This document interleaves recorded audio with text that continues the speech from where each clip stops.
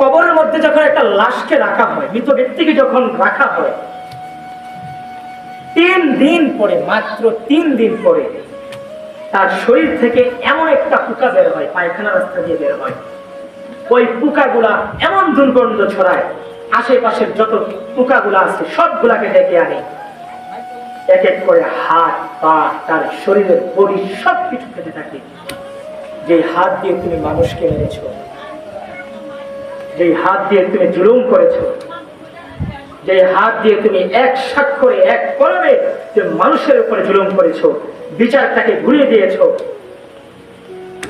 যে মুখ দিয়ে তুমি মানুষের নামে মিথ্যা অপবাদ দিয়েছো, গীবত দিয়েছো, গালিগালাজ করেছো, যে মুখ দিয়ে তুমি মানুষকে কষ্ট দিয়েছো, মনে রেখো মাত্র 3 দিন তোমার কিসের বাহাদুরি বেটা, মাত্র 3 দিন পরে এমন এক পোকা তোমার কবরে আসবে, যেই পোকা তোমার শরীরের প্রত্যেকটা অঙ্গ প্রত্যঙ্গ খেয়ে ফেলবে। যেই শীতকালে তোমার হাতকে, এই যুবক শোনো, তুমি শোনো, যে শীতকালে তোমার হাত তুমি সুন্দর রাখার জন্য ফ্যাকাশা যেন না হয়ে যায়, কত দামি দামি লোশন ব্যবহার করো। তোমার ঠোঁট ফেটে যাওয়ার ভয়ে তুমি দামি দামি ভ্যাসলিন ব্যবহার করো। মাত্র 3 দিনের ব্যবধানে তোমার সেই অহংকারের শরীর, তোমার সেই যৌবন, তোমার সেই দেহ মাটির সাথে পোকা খেয়ে ফেলবে। এভাবেই যখন পোকা যখন খেতে থাকবে, 40 দিন যাবৎ পোকা ওই মাংসগুলাকে খেতে থাকবে। 40 দিন পরে যখন আর বুঝতে থাকবে না, শরীরে মাংস থাকবে না, কঙ্কালগুলো থপাস করে চারিদিকে ছিটে যাবে। আস্তে আস্তে ওই হাড়গুলাকেও মাটি খেতে থাকবে। জাস্ট মিনহা খালাকনাকুম আফিআ নুঈদুকুম ওয়া মিনহা নুখরিজুকুম তারাতান। মাটির মানুষ মাটিতেই রেখে গেল, আবার এই মাটির মানুষটাই তুমি মাটির মানুষ, তোমাকে তো মাটি খাবে, সেই দেহ তো মাটি খাবে।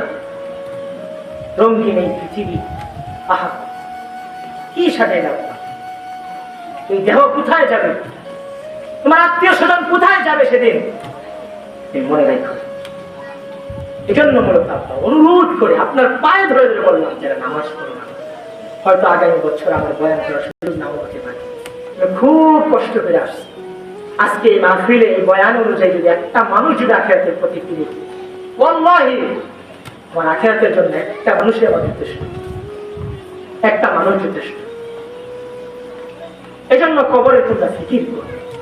আল্লাহ নবী সাল্লাল্লাহু আলাইহি সাল্লাম বলেন, কবর প্রতিদিন যার কবর যেখানে, আমার কবর যেখানে সাহিত্য, আমি মারা গেলে আমার কবর যেখানে দিবে, আপনি মারা গেলে আপনার কবর যেখানে দিবে, আপনি মারা গেলে আপনার কবর যেখানে দিবে, আপনার পরিবার মারা গেলে প্রত্যেকটা মানুষকে যখন দাফন করা হবে, ওই মাটিগুলা তখন তাকে ডাক দিয়ে বলে, ও আল্লাহর বান্দা জানো, আনা বাইতুল কুরব, আমি পুকামা করে, আরে তোমরা তো সেই বান্দা যে একটা মশার কামড় সহ্য করতে পারো, একটা মশার কামড় থেকে, আওয়াজ থেকে বাঁচার জন্য তুমি কয়েল জ্বালাইলা, এরোসুল লাগাইলা, মশারি টাঙাইলা, এত কিছু করো সামান্য একটা মশার কামড় থেকে বাঁচতে। আয় আল্লাহর বান্দা, বছরের পর বছর, শত শত বছর এই কবরে পোকা মাকড়ের ঘরে তুমি কেমনে থাকো।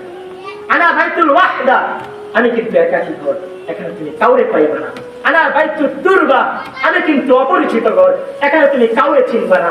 দুনিয়াতে একটা মানুষ আর একটা মানুষের বাড়িতে গেলে বোঝা যায় এটা রান্নাঘর, এটা কিচেন রুম, এটা বাথরুম, এটা দরজা, এটা জানালা, এটা সামনের রুম, এটা পিছনের রুম। আর কবর ডাক দিয়ে বলে, আনা বাইতুল দুরবা, ও বান্দা, ও আল্লাহর বান্দা শুনো, আমি কিন্তু অপরিচিত ঘর, এখানে তুমি মাটি ছাড়া কিছু চিনবা না, কিছু চিনবা না।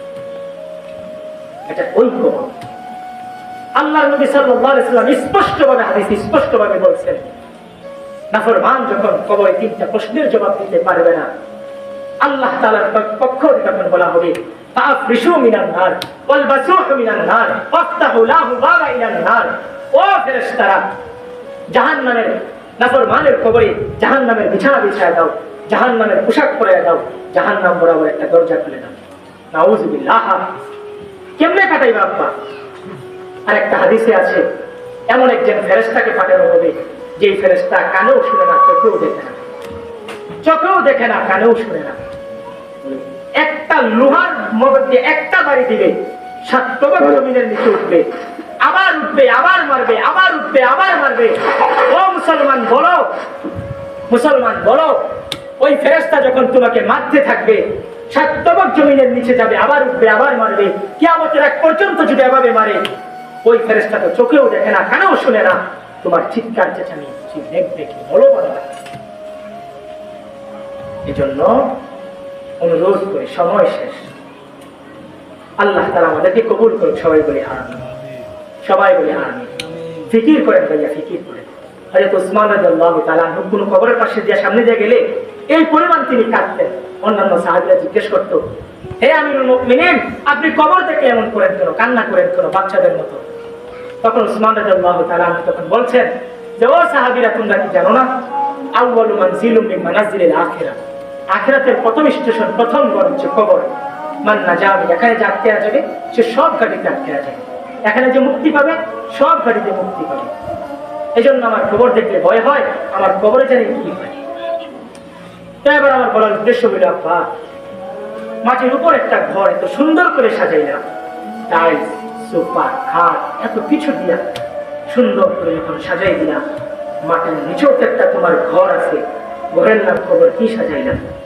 আমি সাইফুল ইসলাম আশরাফি বললাম, মাটির উপর ঘর যদি সাথে টাইলস দিয়া, বিল্ডিং দিয়ে, সোফা দিয়ে, খাট দিয়ে, মাটির নিচের ঘর সাজে ঈমান দিয়ে, নামাজ দিয়ে, ইবাদত দিয়ে, দান সদকা দিয়ে, তাকওয়া দিয়ে, আল্লাহ তাবারক ওয়া তাআলা আমাদেরকে কবরের জিন্দেগি সাজানোর তৌফিক দান। সবাই বলে আমিন।